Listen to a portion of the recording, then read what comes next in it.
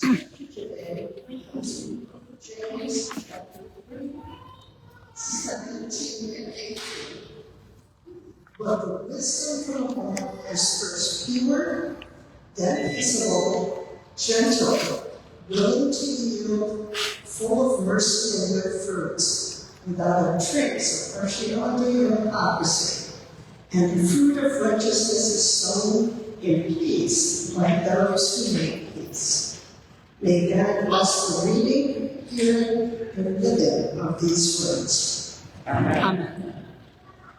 Doing things a little bit different today. So 2 weeks ago was our annual conference, and the book of discipline says that we have 90 days to bring you a report. So we are way ahead of the game here, just 2 weeks later. This is Alex Nolan. He's the chairperson of Staff Parish Relations Committee, which is essentially the human relations department of the congregation. He's also one of our 2 late members to annual conference. Chris is our other one, but she was unable to attend this year due to all of her other duties as grandma and mom and lay leader and being part of basically our community. And as the note taker for the taker of the Holy Ghost for like 3 of them. So, thank you, Chris. So it's just Alex and I to share with you today. We start with some questions. Alex, where is the conference? Somewhere. Do you want to know what is annual conference? It's what you're going to tell us about. But actually, how do you want to know? Why do we annual conference? Well, what annual conference is and why we have it is part of what we're going to share with you today. And more importantly, how they affect us. Many of you are United Methodist Church. So, what's annual conference? Well, because we love to make things as difficult as possible, the United Methodist Church uses annual conference to mean not 1, not 2, but 3 different things. It means it's a regional body, it's an organizational unit, and it's a yearly meeting. In other words, annual conference, what is it? It's confusing. Use the same word, the same phrase, to mean 3 different things. For us, our annual conference is called Northern Illinois. So if you look up, it sometimes abbreviated Northern Illinois Conference, but technically Northern Illinois Annual Conference. That's who we are. Now, let's back up a little bit just to set the stage.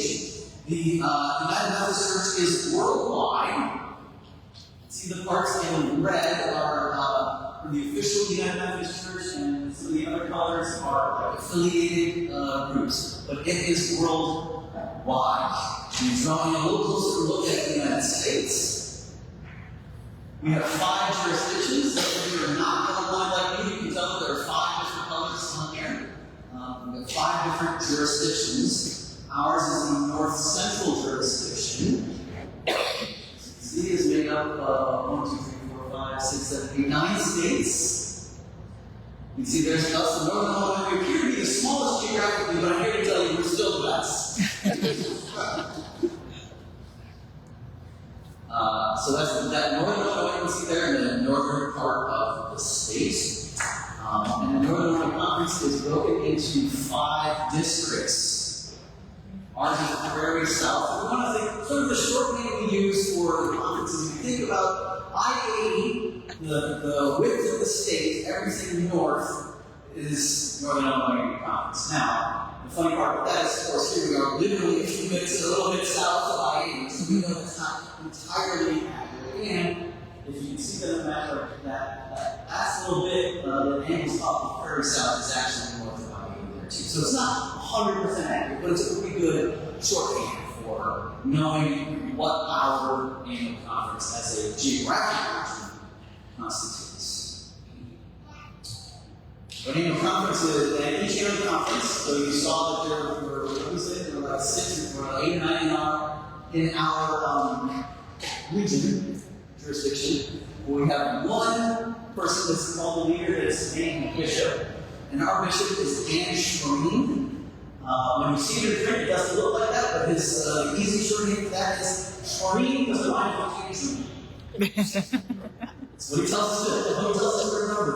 I'm pretty sure that's one of those words on purple that doesn't have anything in mind. Well, now it does. Marine Ryan is James Marine. So Bishop James Marine is our episcopal leader. And that means he's kind of the head of this area, but also really doesn't do much unilateral. He works with what's called a cabinet, and that's each district has a superintendent, and then a few other staff persons as well that make up the cabinet. So that's sort of the geography part of the annual conference. 2 weeks ago was the yearly meeting. The one part of the annual conference actually makes sense. Right? Annual conference, yearly meeting. That's the thing that was 2 weeks ago. So what happened? I want you to know this is the one photo I could find of all the photos that the conference posted, where you can see Alex. Yeah, you can see about that much of him. That's his head. It's me kind of in a white shirt in the back there, and that's the few inches of his head that he's calling me. You can see his hair. I was there. Yes, exactly. Okay, he was there. So why? Why do we meet annually? What do we do? Well, there's some legislation that gets passed. You have to gather these, you get assigned seats. Just when you thought you graduated as an adult from assigned seats, they tell us where we have to sit at the conference tables, and they separate us. And other folks in the same church, so you interact with people from other churches at the conference. There's legislation that happens. It's similar to our yearly church conference. We do things like pass a budget and fill out committees. And sometimes we pass some legislation, some resolutions, like we're called to be peacemakers. In years past, that's been some contentious parts of our office and legislation that people feel very strongly on both sides about. We spend a lot of time hearing speeches for and against. Each piece of legislation is limited to 3 speeches for and 3 against. And then we go this year. Really, the only contentious resolution was one for calling for an end to the apartheid in Gaza. It seemed to me personally was a little one-sided and pretty simplistic for an ancient and complex problem. So part of why the yearly meeting happens is to pass legislation. But it's so much more than that. Honestly, this is the first time I was required to go, so this is the first time I went.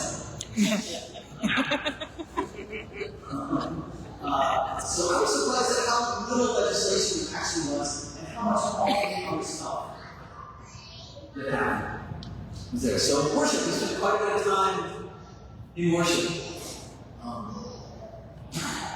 You can see the back of my head there in the foreground, and then that's in the background is the Korean choir. So you look really close, you look online and zoom in, you can find Pastor Bill in that Korean choir.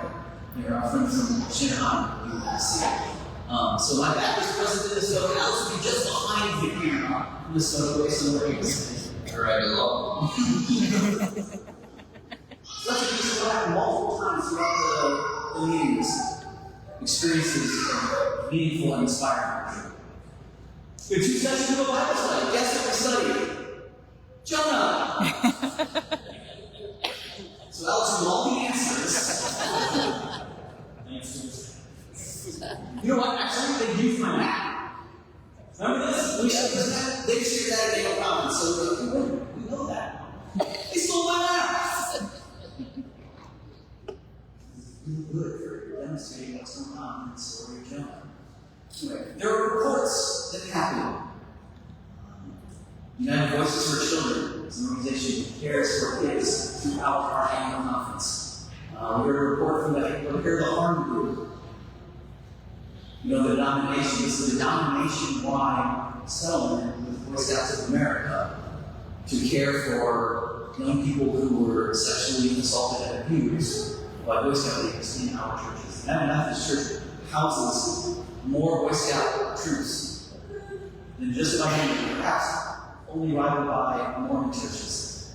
So there have been a lot of folks, unfortunately, tens of thousands of children over the decades that have experienced harm in our churches. And so part of what we're doing is funding and settlement that will care for those folks. So that was one of the reports that we heard repair the harm. There were small group conversations. Oh, hey, here I am again. What can I say? The camera just finds me. Yeah. Okay, Alex is just behind the camera behind the school. That's me in the far right there, listening intently to whatever the person next to me is saying. And we have celebrations. We have celebrations, so many. For instance, our friend Pastor Caleb is his new church in Rockford, Christ MUMC. They won an award for having the highest total mission link given in the entire conference. That means they gave 100% of their apportionments and gave to each of 7 categories of mission opportunities beyond that. More than any other church in the entire conference, Christ MUMC Rockford. We also heard celebrations from Midwest Mission Center, where each year at the annual conference we collect goods and funding, and we collected about 7,000 pounds of goods and over $2,000 to fund the Midwest Mission Center for students needing materials to make within all of the conference. So that's a lot of fun thoughts. The why, the purpose of our annual conference, our stated purpose, is to make disciples of Jesus Christ for the transformation of the world by equipping local churches for ministry and providing a connection for ministry beyond the local church, all to the glory of God. Start out today by saying we're meant to be an active people. And at least for me, one of the most meaningful moments in the annual conference this year was our bishop's address. And so we're going to bring a few minutes of that to your prayer. Everybody say, good prayer that technology works. When you're trying it out, warm up. It worked before, it's always going to work now. Hopefully it will. So we give you a few minutes of the address by our bishop and story. When futurist Kendra Creasy Dean was asked recently, what's coming? What is ahead in the church? What is on the horizon? She said, Dunkirk is coming. On May 26, 1940, there were almost 400,000 French, British, and Belgian soldiers stranded on a beach in the northern French port of Dunkirk. They had been driven to the coast by the Germans, and the coastal waters were too shallow for the escape vessels. The Germans were pulling together resources for an assault that could have ended the war. For every moment these men were pinned on the coast of Dunkirk, the British coast was unprotected by any credible naval defense. The Germans could have pressed on toward Dunkirk and wiped out 400,000 people, or gone to the English coast, and it would have meant Britain's surrender. Churchill considered himself party to the worst defeat in military history. One British naval vessel came as close as it could to the coast, but only the tallest men could wade out and get on that ship. They were keenly vulnerable.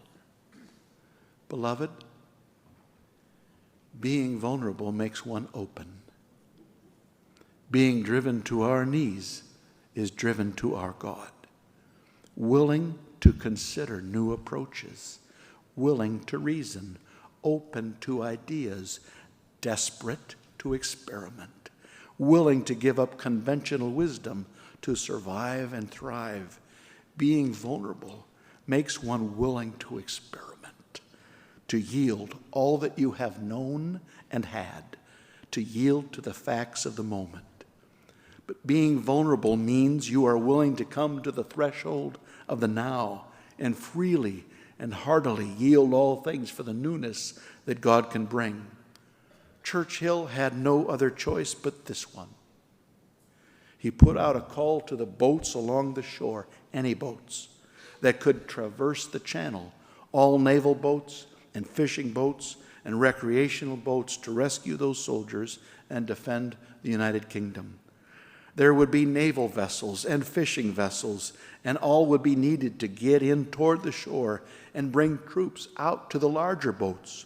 Churchill made a call to get on a boat, borrow a boat, find a boat, and 850 to 1,000 good enough, large and small, rickety and robust boats departed Ramsgate for those troops facing the Germans at Dunkirk. He hoped that they could at best rescue 20 or 30,000 troops of the nearly 400,000 if the weather held. For those pinned at Dunkirk, they were waiting for Germans to come and to face the fight of their lives.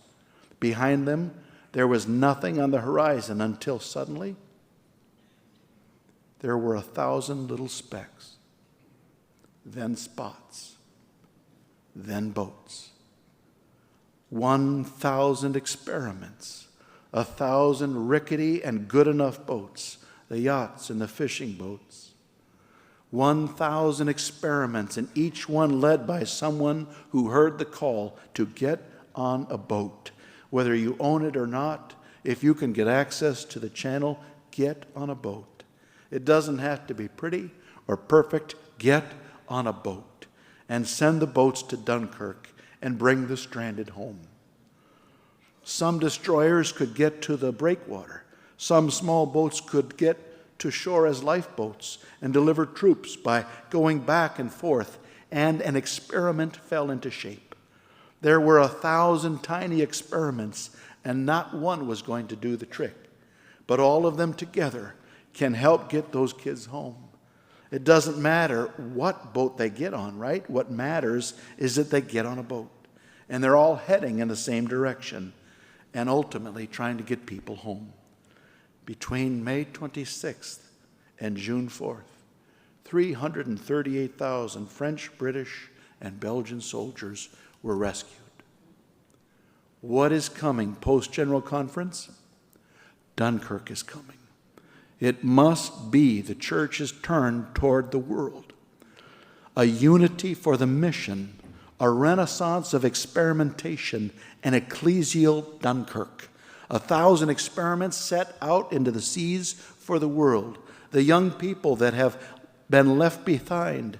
1,000 experiments, 1,000 fresh expressions, 1,000 adoption merger models, small groups, dinner churches, Hispanic starts, and African American new faith efforts, European and Indian and Filipino and Korean boats, Congolese boats and virtual boats. Dunkirk was faced with preserving the next generation. Friends, the next generation is this generation. My grandkids growing up, drinking from the lead pipe still used all through Milwaukee. Too many systems failing black and brown people, and too many elected leaders who represent not all Americans, and too many kids foraging for a life of crumbs, dodging violence. So many guns on the street that a 12-year-old in Milwaukee dies in her bed because her cousin had nothing to do in the house but play with a gun. People all over towns and country, on the western side of the state and the eastern side of this state, dying alone in cars with fentanyl and apathy in their veins. More and more are hungry for food, and more are hungry for hope in Christian community. Friends, this is the time to yield to the call forward and get on an experiment for the gospel. Yield to the call forward and get on a fresh expression or an adoption experiment for the gospel. Yield to the call forward and get on a cooperative parish experiment for the gospel. Yield to the call forward and get on a small boat or some small experiment in your church to reach new people for the gospel. Yield to the call forward and partner with a nonprofit. Partner with Kids Above All or MYSI for the gospel. Yield to the call forward and teach a class on invitation or start a partnership with the gospel. Yield to partnership with experiments and resources and possibilities for sharing and learning with the Wisconsin Conference. Think of the possibilities for collaboration over the Cheddar border with resources and systems, more boats to work with. Find a boat, patch it up, repurpose what you have, but we cannot lose this generation. We are a post-disaffiliation, post-pandemic, post-general conference, and now is the time to yield to the call forward and turn outward. Our Dunkirk is here. But, my friends, we will be able what experiment will we be And also new friends. in the coming year? Explore that in the next week and weeks to come. As a few ideas for us. Okay.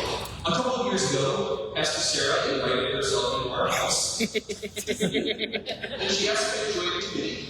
I was already serving on the trustees, and I had kind of a wild schedule, and we had a much smaller version of Eli at that time, and so I was pretty hesitant. And she persisted, as she was wont to do. Oh, Alex, it's a committee that only has to meet 4 times a year. It's basically HR. And I said, oh, well, okay then. Little did I know that I would soon be made the chair of the Staff Parish Relations Committee, or SPRC, which on top of already serving on the trustees also requires me to be on the Finance Committee and represent our church council. Oh boy. While serving on these committees, I have to say it has been at times overwhelming. Trustees meet regularly with the building committee and contractors when I first joined to navigate how we would build this space that we are now occupying. In the middle of that SPRC note at the time, that Pastor Sarah would be moving on, and we would be meeting a new pastor. That was a lot to swallow. Amplify that this past 6 months we've needed to replace our office manager, Katie, as she's moved on to her retirement, and I've sat through a number of meetings to help usher in our new era here at Metro. It's a lot to digest for someone who's expecting to sit on a couple meetings and pretend like I know what I'm doing. And now I'm up here, speaking to all of you as the lay member of the annual conference to represent our church as a whole with Pastor Dave. But this time, for some unbeknownst reason, I asked you to. At our most recent church council meeting, after some discussion, the council deemed it appropriate that someone should update the congregation on not just what we learned about the annual conference, but about our church's status as well. And to loosely quote Dr. Seuss, someone had to do it. Someone had to succeed. And so we moved up that somebody. And it was me. You see, I found something out about myself. These past few weeks, since the conference, and months since I became a part of the committees here at church, and really since I first stepped foot into MUMC, I really love it here. To briefly summarize my church experience, sorry, Marlon, I'm no longer in the mass. I didn't really have one growing up. My parents didn't go to church. Sure, they sent us to vacation Bible school here or there, but no real regular attendance. But my Aunt Mary Beth was a really big influence in my life, and it just so happens that her husband, Michael Gary, also went by the title of the Reverend Gary Pearl, the United Methodist minister. Needless to say, I spent about 2 of my formative years with them, and he died last year at ALS, before I had an opportunity to discuss with him the impact that this church was having on me, and just how much that he meant to me. And then we see in 2019, between and I, we were looking for a church to call home. We were expecting Eli, and we wanted to become established in the church, and so we gave MUMC a try. And we were hooked almost immediately. We were sucked in by the people sitting in these chairs. You took us up and embraced us as your home, and I hope that we've been able to return that love, not just to those who have embraced us, but also those who have come along after us. Why am I glad we're about all this? Well, I want you to understand how much this congregation means to us.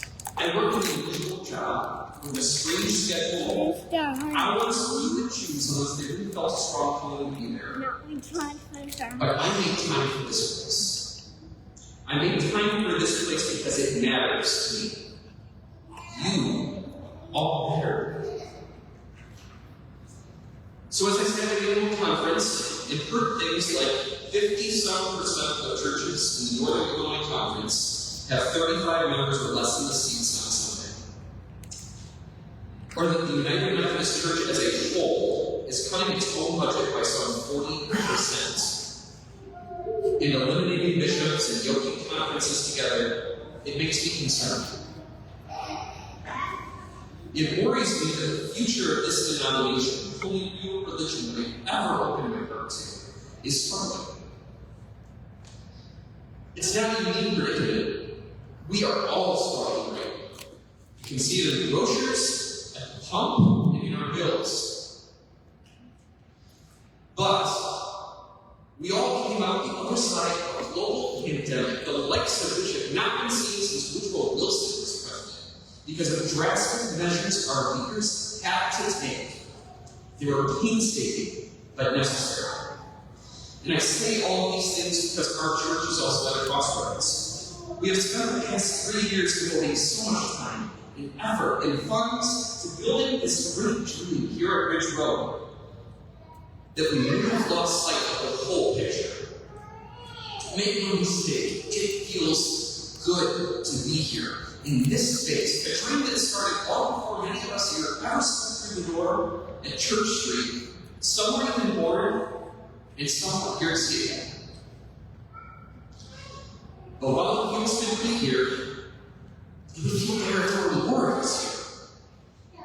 It's certainly encouraging to know that every week we have been here, save one, there's been a new person sitting in the chairs with us. But what can we do to make that happen? What leaps of faith can we take to see other chairs fill up here on Sunday? It takes invitation, a courageous but also relatively simple task of saying to someone, hey, why don't you come to church with me on Sunday? I think you really like our new pastor. He says some interesting things that I've never really thought about before. Or, hey, you want to come and help me this week? We're going to volunteer at daybreak with some people from church. We're going to feed some people and spend some time with people that really need it. Or, I know you're a member here, we haven't seen you since the new church went up. Why don't you come back on Sunday? It's really starting to feel like I'm here. Some little asks, the people that we already care about, to help guide us forward, that can certainly do no harm. I also want to encourage you to consider what you may want to explore and help contribute here at church. There are promises that we make as United Methodists and have been made recently through the acts of baptism and new member celebrations, promises of services and prayers and gifts and presence and witness.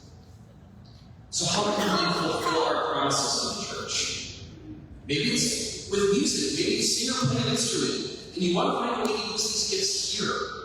Maybe enough people turn into a choir, something that was a regular feature here at church that I know some people miss. Or maybe you have ideas for growth, or small group ideas that you think aren't being offered, but could be fun or be really impactful here at church. What are you waiting for? Let us know. Let me know. If I don't know how to go about doing it, I'll find somebody that does. I'm really good at delegating. The hardest work, but maybe the most important one at this moment, is a request to give just a little bit more financially. The same concerns that are plaguing the greater church are not exclusive to them. We're feeling the pressure here as well. We suffered significant budget setbacks during construction due to the catastrophic supply chain and severe material needs shortages during COVID. And we're grappling with those regularly at the leadership level. We've made great strides to curb these expenses and have executed and are still exploring creative measures to level the scales. We are so proud of all of your efforts, contributing to the Ridge Road Fund that got us here and to go forward to our future as well. But the more we ignore our general fund to the benefit of the Ridge Road Fund, we're simply expediting an unsustainable model. We need to shift our focus to supporting the general fund so that we can continue to grow our church as a whole. We are here together as a profound family to grow a community of people that can worship together, be friends with one another, and love one another as siblings of faith. The construction here can and will follow as it becomes ready and the necessary permits are available and other obstacles are dealt but it's in being together that matters. And so I'm asking you, on behalf of the Church Council, what does $25 mean to you? An extra $25 a week to put towards our general fund, what does that mean to you? For me, it means that we can continue to grow our vision of this beautiful sanctuary here at Ridge Road, this place where I hope to see Eli has confirmation, the church where I will stand out there and watch him be shepherded away on his first ASB trip. This is where I hope to renew my wedding vows with my wife someday. I'm standing here asking you all of this because this place matters to me and I am all in. I felt the call to stand up and try to lead early on, and I'm hoping to make amends for that by encouraging you to follow mine and so many others' examples. I am not a rich man, but I do occasionally have some extra funds that I had from my wife. So, we sat down together this weekend and went through our budget, and I've decided to get a dog, a really big dog that's going to be the Amazon man away from my house. Seriously though, I can pledge to you all that starting today, if there is anything we have to spare, we will give it to this place, because this place matters to us, and you all matter to us. I ask you to consider doing the same. In tribute to Pastor Dave, I will quote a superhero film. The night is darkest just before the dawn, and I promise you that the dawn is coming. While we have been handed terrible obstacles to put up against, I want to assure you that we have had our fair share of miracles. We would not be here today without the determined and driven leadership of so many here in this church, just as the Sartorius family, the Crawshaws, Gordon McCoy, Chris Moss, Ron Garrett, Marlon Hartman, Cindy White, the Nates, the Fergusons, the effort these wonderful souls have given of themselves, this church will be forever indebted to. And when we were floundering through what our church was facing with these building challenges, Bob Morton entered our church's life, and he has been the calm, confident, dare I say, handsome presence that has guided our building community through some truly terrible waters. And when SPRC found out that Pastor Sarah would be moving on, and we had to sit down with District Superintendent Brian Gilbert and told him everything we needed, and he said that wasn't possible, but I think we can get you a church planter. And he brought us Pastor Dave. And we are so lucky that Pastor took the leap of faith into accepting his first paid position. His thoughtful sermons, along with his positivity and tenacity, is exactly what we need to guide us into this new era. The finance team, particularly Gail Gerard and Sharon Millard, Rhymes, provide so much support to us and are leading us through some challenging times, and they aren't backing down either. All the trustees, outreach team, worship, so many people I'm forgetting. I'm sorry if I didn't mention you. They are all answering this call to lead us forward to our great purpose, to be an inclusive gathering of found family, learning to be more like Jesus Christ and actively serve the community. But it cannot just be the same people over and over and over again. Can you answer the call? Can you give more of yourself? There's no age limit. There's no age maximum. Every one of you has something special to offer. So the challenge is to give into the call, answer it, yield it. Be the one of the votes that the bishop was describing. Decisions are made by those who show up. And if you want to be heard, show up. If you want to grow our numbers, start young. If you want us to flourish, then sacrifice just a little more now so that we can prosper for a long time. Just think $25, $50, $10, $100, whatever it is. $25, what is it better for you? Giving that money to Glenn and Gordon on Sundays? Or spending it in the drive-thru? You're going to spend more than $25 in the drive-thru, so save yourself a burger.